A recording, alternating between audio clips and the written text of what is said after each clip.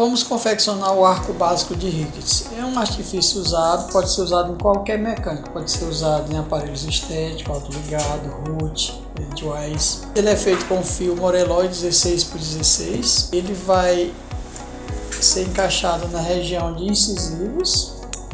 Você encaixa aqui, marca entre lateral e canino.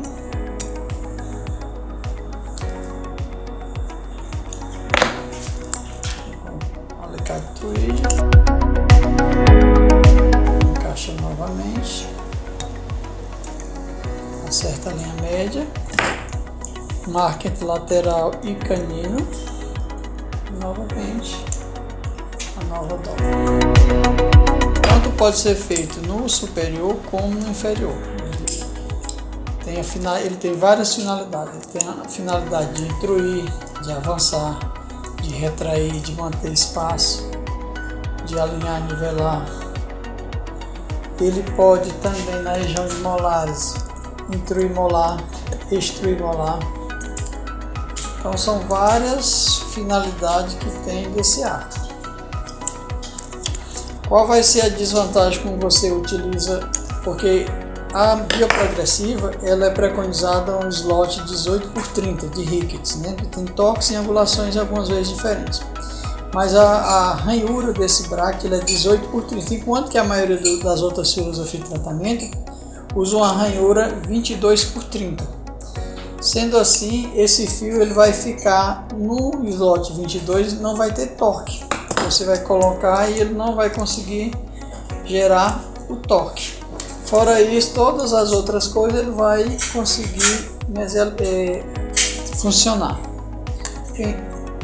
Instalou aqui na boca do paciente, vem aqui na região do molar novamente na entrada do tubo, marca.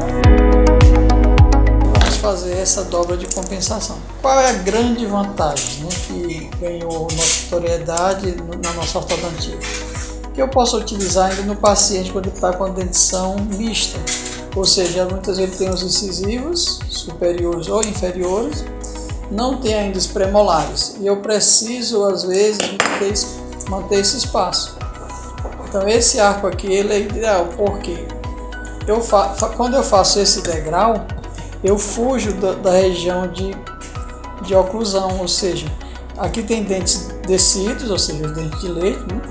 E eu vou poder colocar esse arco e não vai atrapalhar. A função vai depender de como você vai ativar esse arco. Tá? Ele pode ter uma função intrusiva. Quando eu quero fazer a intrusão do segmento anterior, eu venho aqui nesse segmento e ativo. Faço esse movimento. Então são coisas sutis. Sempre lembrando que isso é um fio Morelloy 16x16. Quando você trabalhou nesse ângulo, você vai gerar uma força intrusiva. Vou aqui, ó, encaixei. Encaixo no lado oposto. Então veja que o arco ficou nessa região. Quando você pega esse fio e encaixa na região dos incisivos, veja que gera uma força de compressão. Essa força intrusiva no segmento anterior superior é em torno de 120 gramas. Já no inferior eu vou precisar apenas de 60 gramas. Então isso é muito importante você lembrar dessa força, não é exceder, porque eu não preciso de tanta força nesse segmento. Naturalmente, veja aqui como ele fica. Quando você faz esse movimento, que é intrusivo, ele vai pegar esse molar e vai fazer esse movimento extrusivo e distalizador. Então ele tende a abrir espaço aqui, tá? Como se eu ganho espaço.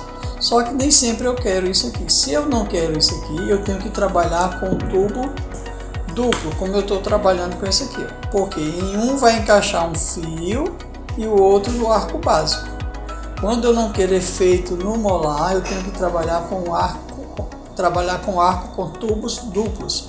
Um para o fio do central, ou seja, o arco principal, mais um tubo acessório que eu vou poder trabalhar para a intrusão ou extrusão dos incisivos. Okay? Então isso aqui seria um arco básico convencional intrusivo. Porém, quando eu encaixo aqui nos incisivos, há uma tendência de intruir e vestibularizar. Se eu não quero que isso aconteça, o que é que eu faço? Eu coloco um outro segmento de fio aqui na região dos incisivos, que pode ser um fio de aço 16 ou 16 por 16. Eu estou aqui fazendo com NIT apenas para facilitar a sua compreensão. As pessoas dizem que não consegue dobrar NIT. Sim, consegue. Pequena dobra de 90 graus com um alicate você consegue tranquilo. Então aqui eu coloquei um fio segmentado na região de lateral a lateral, porque eu aqui posso variar o que eu quero. Por exemplo, eu quero intrusão com muita vestibularização, então eu vou encaixar o fio direto no slot. Eu quero agora uma intrusão com pouca vestibularização. Aí o que é que nós vamos fazer? Nós vamos prender esse arco básico na região de laterais. Como o arco ele não encaixa no slot, ele não vai ter leitura de torque, então ele vai ter apenas a força intrusiva.